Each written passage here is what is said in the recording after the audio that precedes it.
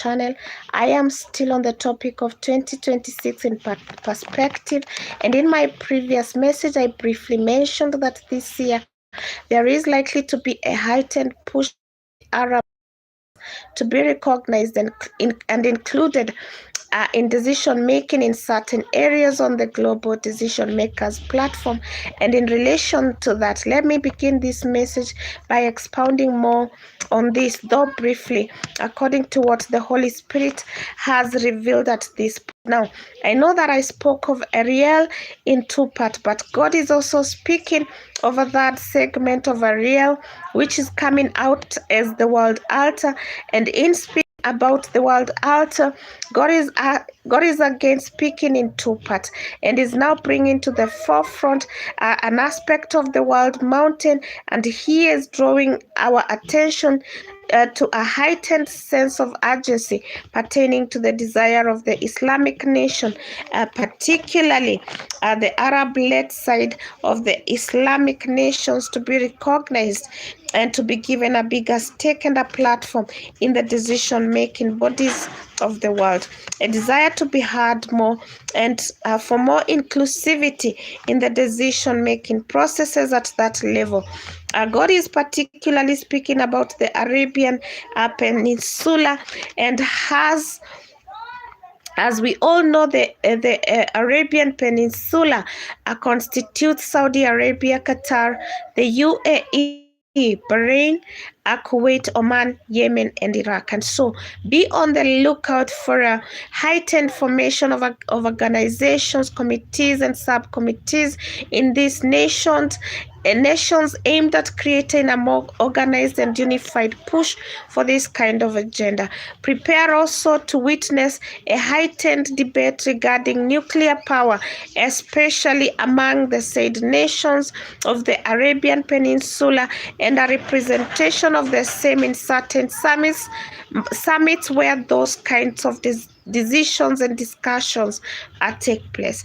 I heard the Spirit of God say that 1 minute there will be calm and things will be moving onward just fine. Then suddenly there will be all this noise and clamor from that region, not necessarily unrest, but the kind of noise that attracts enough attention and causes people to want to listen. Now, one of the main themes and topics and bones of contention is something called the world mountain. Now, since Bible times, man has always exhibited a desire to want to reach God. That desire to want to reach God is what influenced men in the ancient world to build the Tower of Babel. However, the objective of building the Tower of Babel did not come from a position of allegiance to God. Rather, it was based on a savage and carnal desire that led to rebellion against God's established order. The Bible states that it was a tower and a city.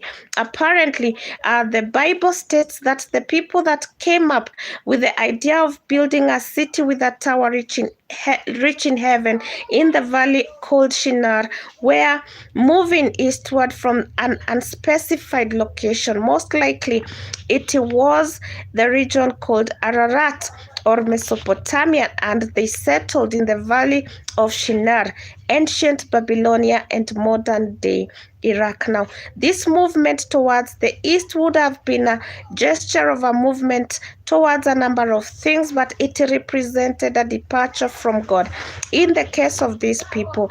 And from the moment they settled in Shinar, there was a birth and a rise of human pride in their hearts and rebellion towards God, and there was born an insatiable desire for worldly power, idolatry, and opposition to God. And that is where the spirit of Antichrist are truly entrenched itself in the human race. The spirit of Antichrist began in heaven with Lucifer when he rebelled against God in heaven. Lucifer sought to ascend the mountain of God. The Bible in Isaiah 14:13 says, "You said in your heart, I will ascend to the heavens. I will will raise my throne above the stars of God. I will sit enthroned on the Mount of Assembly in the utmost heights of Mount Zephon. A lot of people believe that Satan sought to overthrow God, but is it possible to overthrow the one who made him? Can anyone fathom the origin of the existence of God for him to be able to overthrow him? Even Lucifer. Now the Bible calls him I am who I am in Exodus 3:14. Isaiah 44:6 calls him the first and the last. Acts 17:24-25 says he does not need human service because he gives life to all. And so the idea of overthrowing God is or was a mission impossible. Rather, Lucifer sought to establish a parallel system from the one that was in existence in heaven. The last part of Isaiah 14:13 says, I will sit enthroned on the Mount of Assembly on the utmost heights of Mount Zephon. Mount Zephon is not the original mountain of assembly established by God. Rather, it is Mount Zion, which symbolizes God's eternal presence, which evolved from the city of David, Jerusalem, a physical hill that represented the heavenly Jerusalem and God's chosen people as a symbol of unshakable faith, hope, a favor, and an establishment of God's covenant. Now, Mount Zephon is a total contrast to Mount Zion. It's opposite of Mount Zion. It is called Jebel al-Akra, a name that is synonymous with cult worship, a pagan cult worship. It is connected with the gods of Baal. The mountain actually exists in Turkish Syrian border and is known today as the Bald Mountain. And so Lucifer, when he said he will ascend the mountain of assembly on the utmost heights of Mount Zephon, he sought to establish a parallel system besides the one that God had created. And that is where the spirit of Antichrist was born. Antichrist is a spirit, not a person, as many would want to believe and teach, though a person can represent that spirit. It is a system that is fueled by the spirit that seeks to corrupt God's established order and has many components, some of which I will mention here. Now, the moment that iniquity was found in Satan, that was the deal breaker. Many have asked, how can God be a forgiving God if he could not forgive Satan? However, many need to understand that what was found in Satan was not mere sin. It was iniquity. In the Bible, some versions use the word sin and iniquity interchangeably, and sometimes they are used and understood to mean the same thing. However, sin is a general term used for a broad spectrum of behaviors or wrongs, sometimes accidental or intentional. However, iniquity means injustice or unevenness, or a state of inequality. It is a deeply entrenched form of injustice and inequality, moral perversion, and a deliberate entrenched wickedness based on a choice to engage in a continuous pattern of willful defiance. It is premeditated evil. It is not normal sin.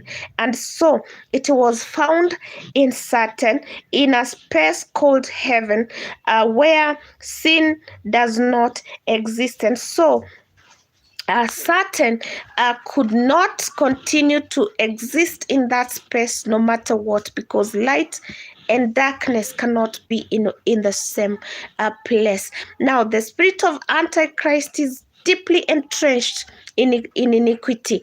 Antichrist is a form of wickedness.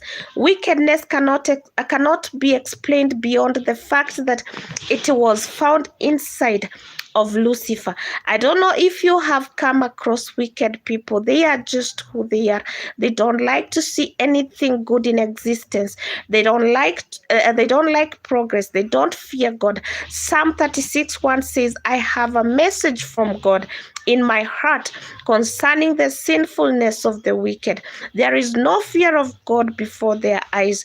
Such is the wicked. If you continue to read to verse 5 of Psalm 36, you will see that it says that they flatter themselves too much to a point where they cannot detect or hate their sin.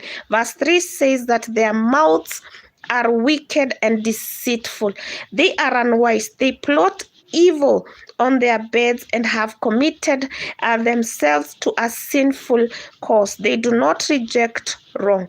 Now, God hates wickedness and the ways of those who are wicked. Micah 2:1 says, woe to those who scheme iniquity, who work out evil on their beds. When morning comes, they do it, for it is in the power of their hands. Having said that, let me say this. The original being that harbored iniquity was Satan, and from him it entered the human race through Adam and Eve, and the first son, Cain, was born with it. And people, and you will find that it is found in the human race, and people are venerated. These people that are wicked have venerated everything that is ungodly, and we see it in Cain, who carried a mark on his forehead, which was basically a mark of exile from the presence of God. And it speaks of a grand plan that is strictly anchored on human progress, human strength, human initiative, as opposed to humans' trust in God. And it began a journey whereby Cain built a city upon which a utopian future was based. However, it further exacerbates the profound departure from God's original plan. Cain sees the city, which is a representation of culture, as the sole mechanism upon which the human race would be anchored, and not on the grace of God. This began a system of seeking to deal with the consequences of sin through the exercise of human intellect. It became the model and the influential idea for all future secular progress, dreams, and design. Now, when Cain left God, he did not just live at a personal level, he also lived ideologically, and that is how the idea of a city came about. One of the things that God promised Eve after the fall of man was that her seed would crush the head of the serpent. And when Cain was born, she expresses that hope by exclaiming that I have gotten a son with the help of the Lord. However, that was never the case, and Cain extensively wandered out of the original plan of God. That first city that Cain built, based on his own human understanding of what progressive design should look like, was the beginning of a great tragedy for the world, because it was not founded on the principle of godly inspired divine help. I said in another message that cities are great centers of human divine connections and interactions, and they are places of great interest both for the kingdom of God and for the kingdom of darkness. And so a failure to invite God's people in a city automatically attracts interests from wrong quarters, and a city can easily become a center for evil and ungodly perversion, simply because the founders have failed to recognize this. However, in the case of Cain, a perversion and wickedness were already at work in him, and he created a hazard for the human future generations, the generations of today and beyond. As it began to shape values and what is called the world view of his descendants and future occupants. He built the city as a way of escaping the consequences of killing his brother. I am not saying that cities are bad places. Nope. Cities can be places of glorifying God, but there is a spiritual aspect of a city that is attached to this ungodly conception that was begun by Cain. A city that lacks the presence of God is an incubator for evil and wickedness. God said to Cain that one of the consequences of his sin was that he would not till the land, and if he did, it will not yield a worthy a worthy harvest for him. If you read Genesis 4:12, it says, when you till the land, the ground no longer yield its crops for you.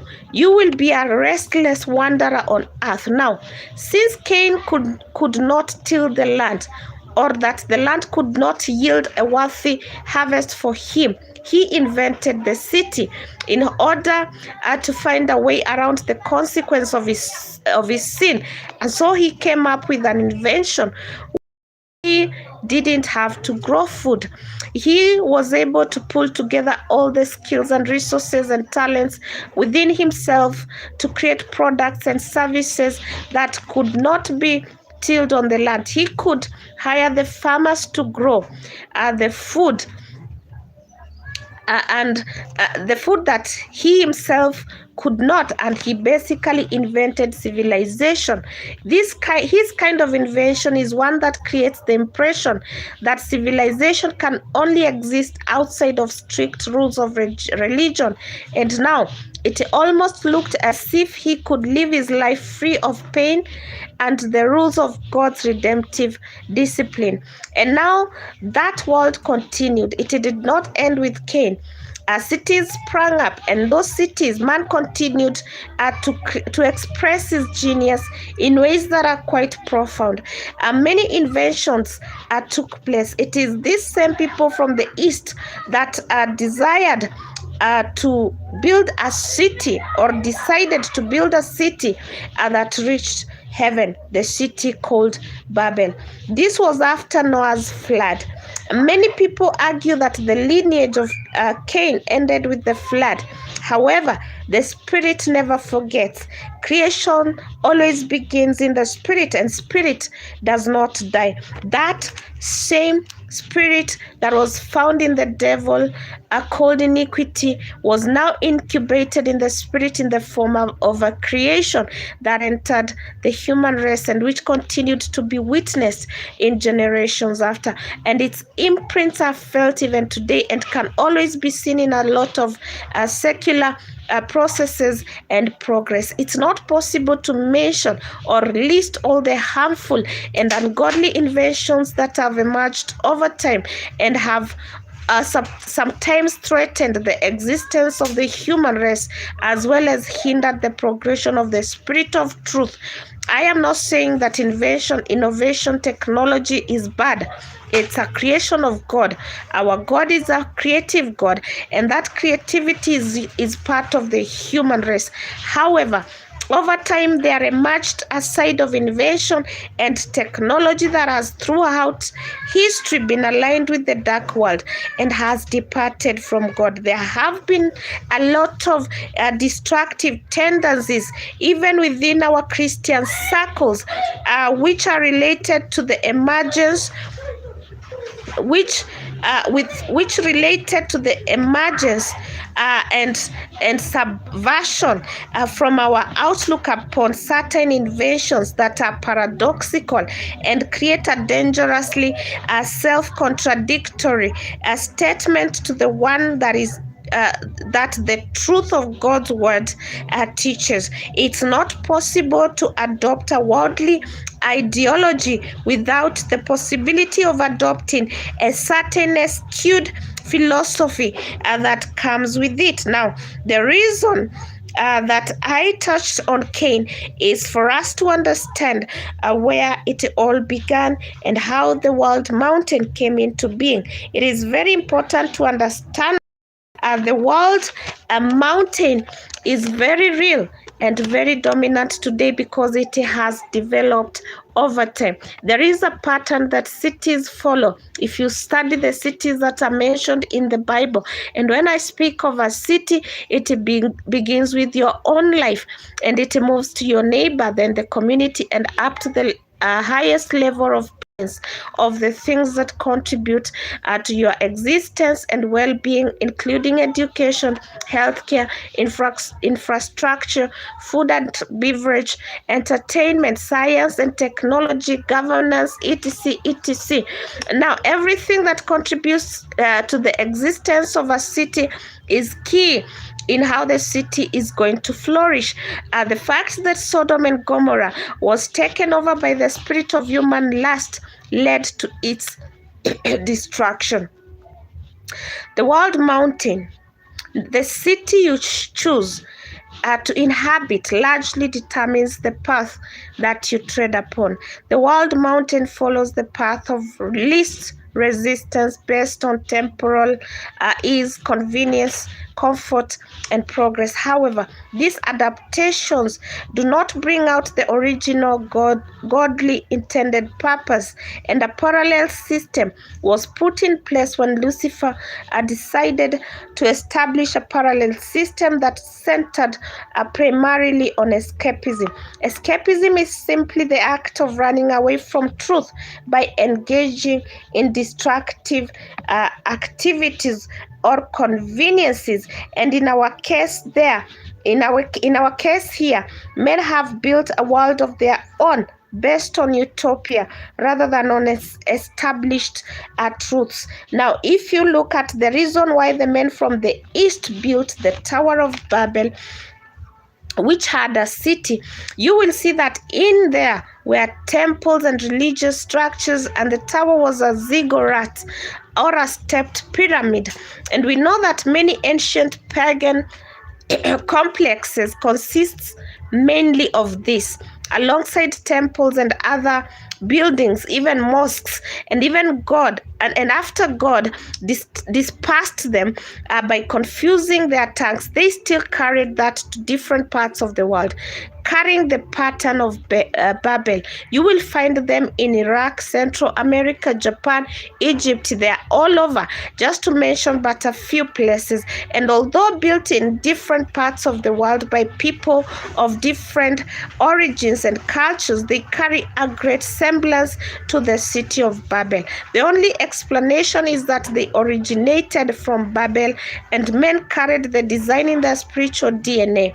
You must remember that the reason why the builders of Babel built it was so that they could make a name for themselves and to avoid being scattered abroad over the face of the earth. And now, today, we have all these mini Babels in form of ziggurats are scattered in places across the world, especially in capitals or major cities that indicate or point at nothing else but the desire of certain people, rulers, and to express their power. It is very key to note that a majority of these mountains or mini Babels of tower are religious in nature, or have a connection with immoral pagan gods with characteristics of idol worship, serpent worship, sun worship, moon and star worship, and worship of Mother Nature,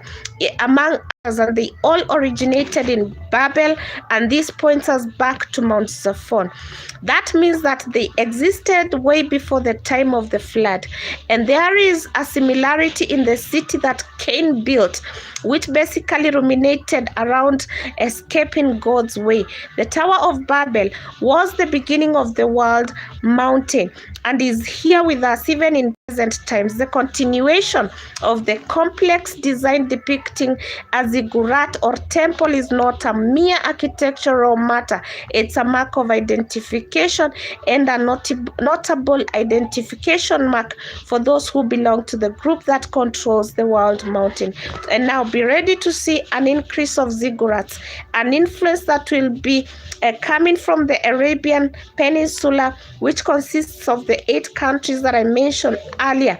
Now, don't be surprised if you see ziggurats coming up more and more and increasing, and especially in major towns. Don't be surprised to see miniature ziggurats placed in strategic places in form of decorative pieces, some worn on the bodies of individuals as decorative pieces, and yet some will be on adverts and TV shows as subliminal messages. This by people who have no other purpose but to fulfill their desire to make a name for themselves, just like those who built Babel.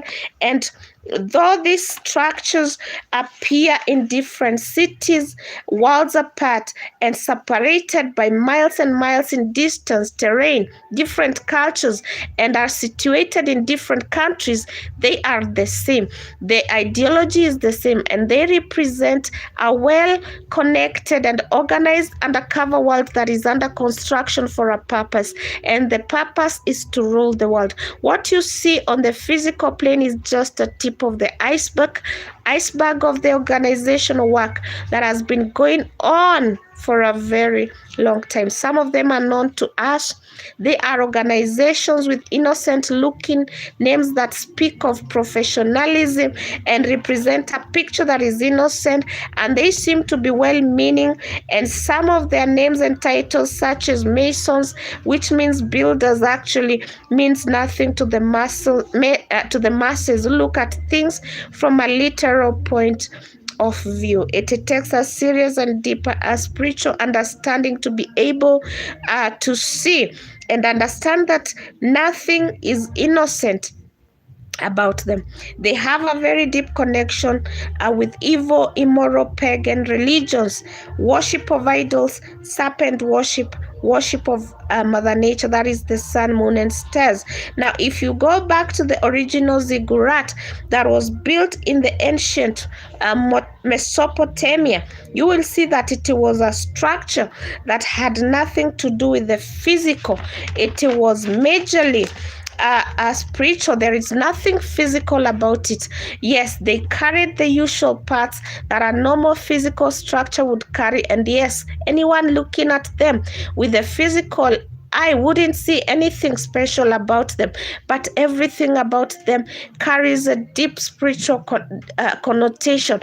They represent a sacred mountain, an axis mundi, a place of connection between humans and the divine, and they were home to the cities of patron deities. They had an upper shrine or temple, which was the topmost, representing the earthly dwelling or earthly place for the patron god, a holy place, quote unquote, a private space for the god and for a priestly communion. It also had tiered terraces, about 2 to 7 of them, which symbolized the sacred mountain, often associated with the cosmic axis that links the heaven, earth, and the underworld. It also had a monumental staircases, which were the symbolic staircase for the gods to descend from the heavens